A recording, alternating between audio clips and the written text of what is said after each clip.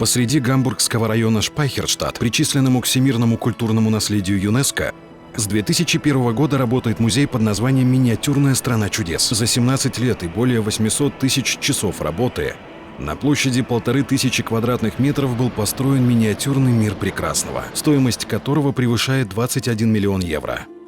Самая излюбленная туристическая достопримечательность Германии занесена в Книгу рекордов Гиннесса как крупнейшая модель железной дороги в мире. Миниатюрную страну чудес посетили уже свыше 17 миллионов маленьких и взрослых путешественников. Она произвела ошеломляющее впечатление на всех любителей игр и приключений, которые смогли окунуться в гигантский мир в миниатюре, состоящий из 9 секций. Кругосветное путешествие в масштабе 1 к 87 начинается с Италии, проходит через Швейцарию, Германию, Австрию и Скандинавию, а заканчивается в Америке. Его маршрут постоянно дополняется новыми отрезками. Свыше 1000 поездов с более чем 10 тысячами вагонами ежедневно проезжают сотни километров. На Северо-Балтийском море плавают корабли в бассейне с настоящей водой вместимостью 30 тысяч литров, с имитацией приливов и отливов. Уличное движение в Америке, аэропорту, Скандинавии и знаменитом городке миниатюрной страны чудес под названием Кнуффиген управляется компьютером. Более 250 движущихся автомобилей реагируют друг на друга в ходе интеллектуальной симуляции.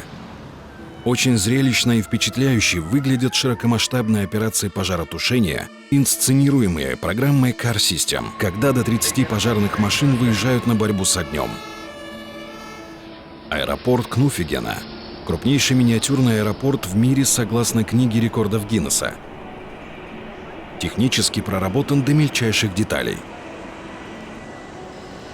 Сложная программа симуляции авиарейсов управляет более чем 40 самолетами, которые взлетают и приземляются в поминутном такте.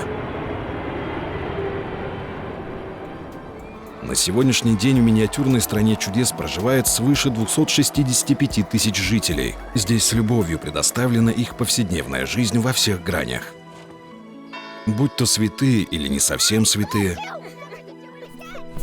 очень активные или не очень активные люди, люди-хищники или люди-жертвы, супергерои или сильные девушки, сказочные персонажи, мифические существа, фигуры из комиксов или известные киногерои.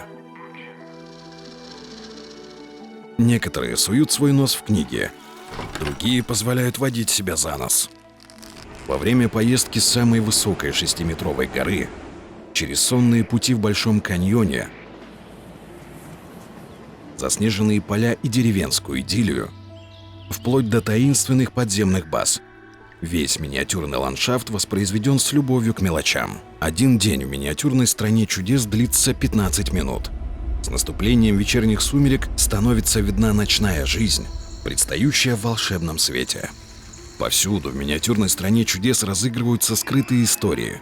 Сотни занимательных сюжетов можно запустить нажатием различных кнопок на пульте управления.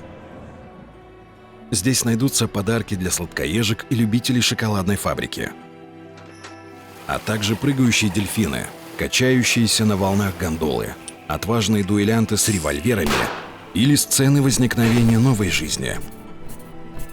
350 сотрудников музея ежедневно работают над созданием новых идей и игрушек. Наш миниатюрный мир может предложить еще немало историй. До 2020 года планируется открытие новых секций – Монако и французского Прованса. А потом к ним добавится Южная Америка. Что случится после этого, знают только звезды. Однако мы продолжаем строить.